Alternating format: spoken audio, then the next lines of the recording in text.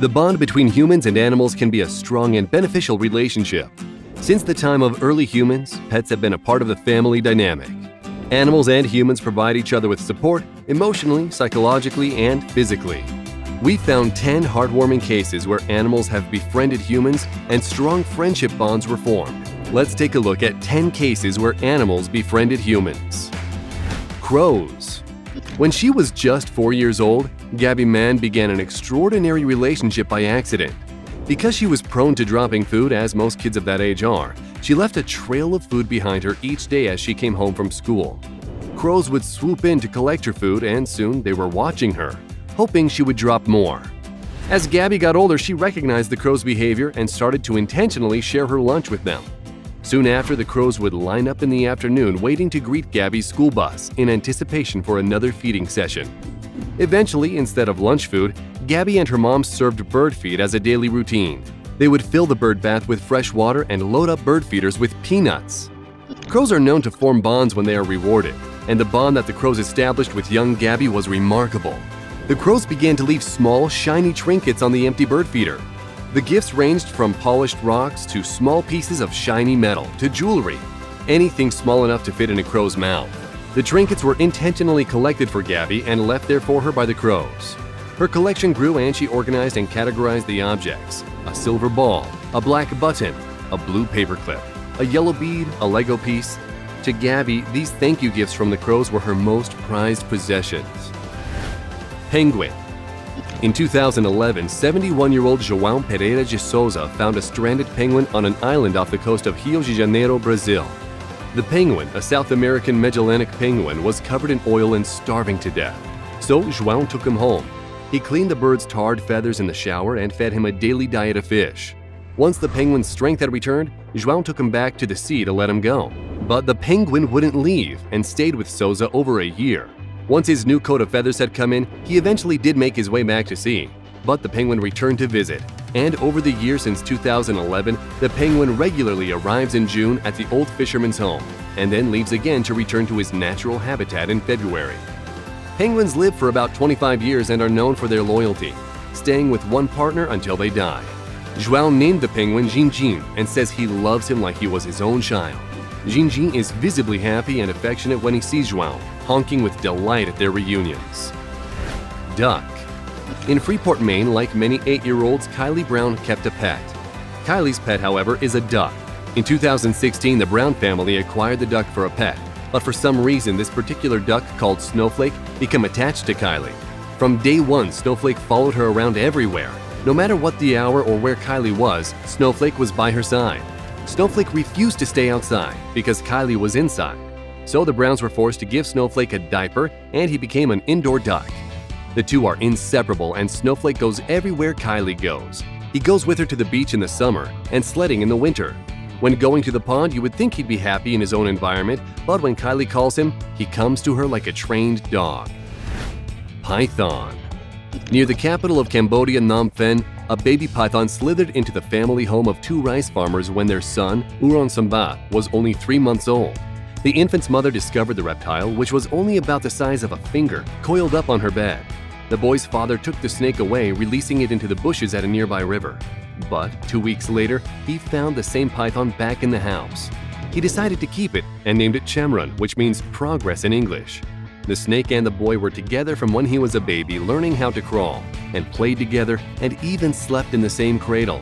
The snake is now fully grown at 16 feet and 220 pounds, and the boy at 7 years old regularly sleeps in the massive coil of the python. He rides it, kisses it, and pats his skin.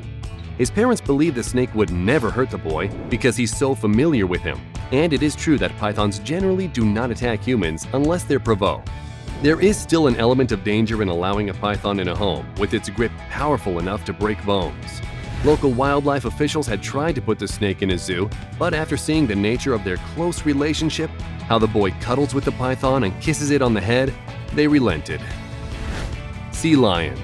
Dan Murphy, a longtime surfer, was surfing Cardiff by the sea in Southern California when a creature jumped up on his surfboard and climbed on his back.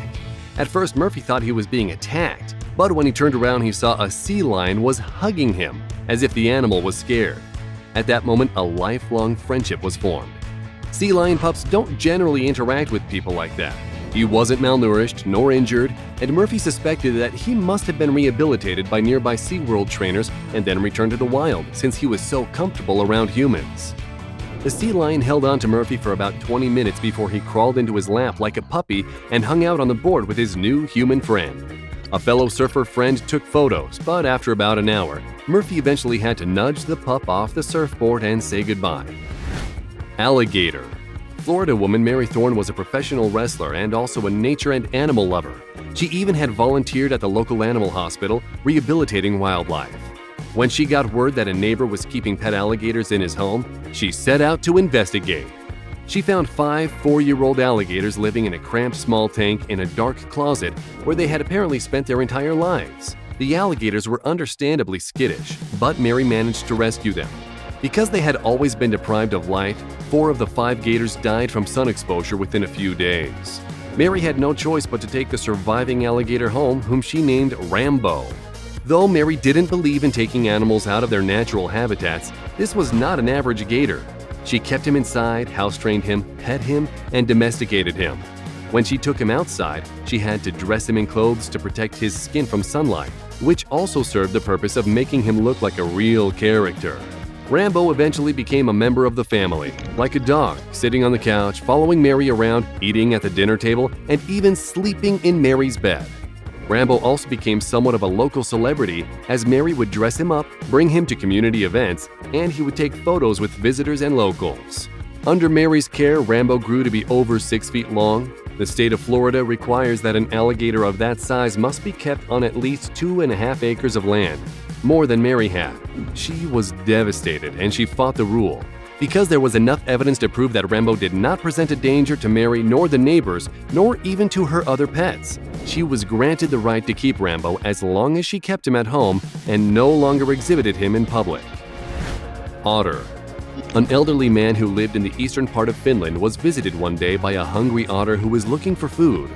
Seppo Laamanen, 65 years old at the time of the otter's first visit in 2011, noticed that the otter appeared malnourished, so he fed him some worms and fish.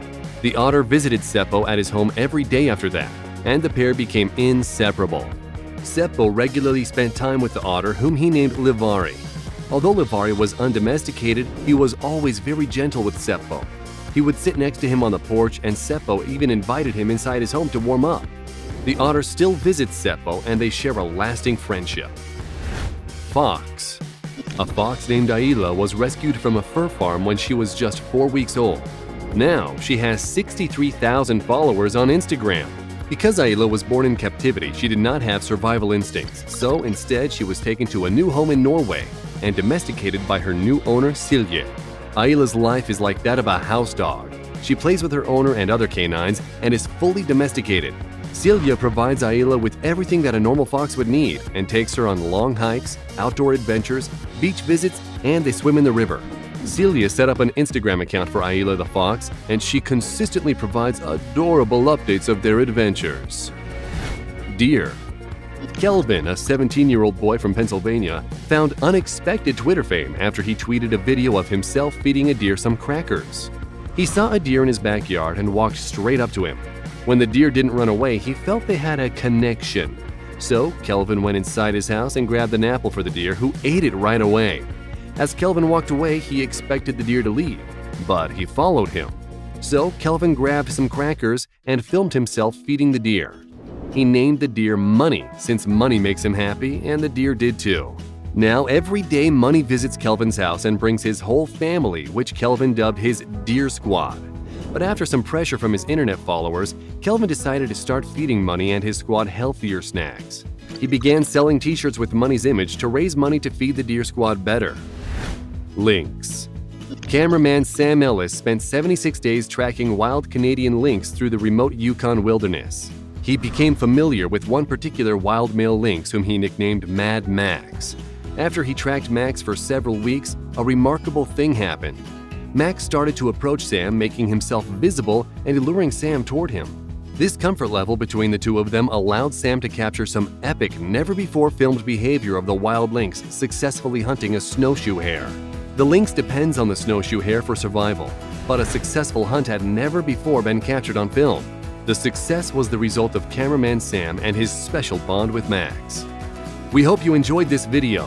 Which one of these amazing stories was your favorite?